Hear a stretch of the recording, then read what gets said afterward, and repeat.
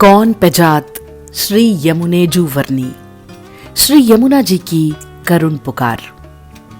हे मेरे भारतवासियों, शुभाशीष, कैसे हो? आशा करती हूं कि तुम सब कुशल मंगल से अपना जीवन यापन कर रहे हो। किंतु क्या तुम्हें पता है कि तुम्हारी ये माँ यमुना बहुत पीड़ा में है? कुछ को तो अवश्य ही मेरी वेदना ज्ञात होगी। मैं वर्षों से विभिन्न विभिन्न लोगों के द्वारा आवाज दे रही हूं कि शायद तुम्हारे कानों तक मेरी आवाज पहुंच जाए, किंतु अब तक नहीं पहुंची।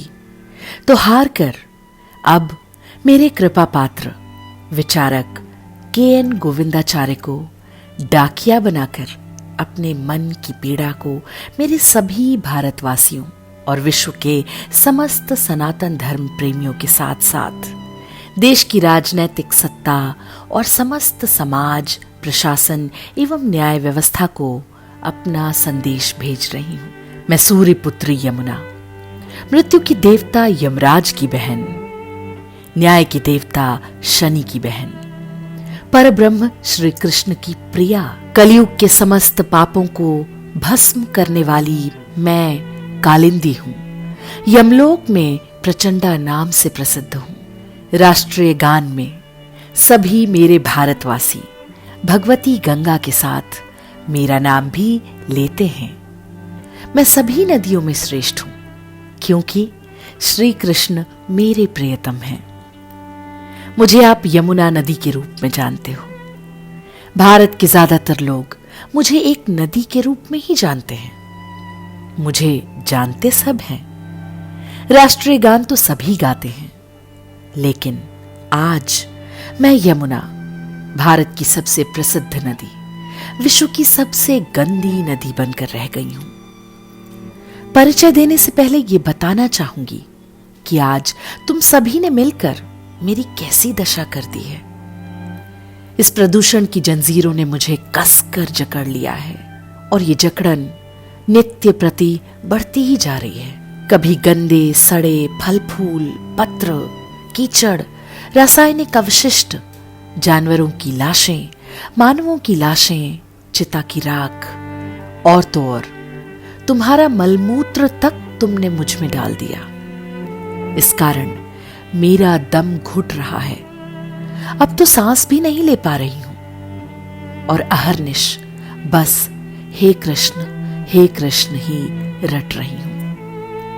हे भारतवासियों, मैंने कभी तुम्हारा कोई अहित नहीं किया, फिर मुझ पर यह जुल्म क्यों? मैंने तो सदैव तुम्हें शुभाशीष दिया, फिर मुझ पर यह यातनाएं क्यों? क्या करूं? मैं तो तुम्हें श्राप भी नहीं दे सकती, क्योंकि मैं मां हूं ना। पुत्र कुपुत्र हो सकते हैं, किंतु माता कुमाता नहीं हो सकती।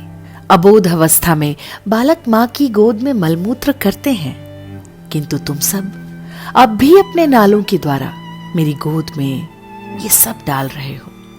इसके सबसे अधिक जिम्मेदार तुम ही हो, क्योंकि ये प्रदूषण तुम मानवों ने ही किया है।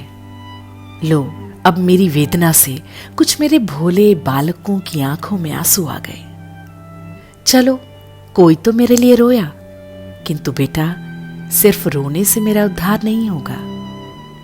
अरे मेरे प्रिय भारतवासियों, अपने सामर्थ्य को पहचानो।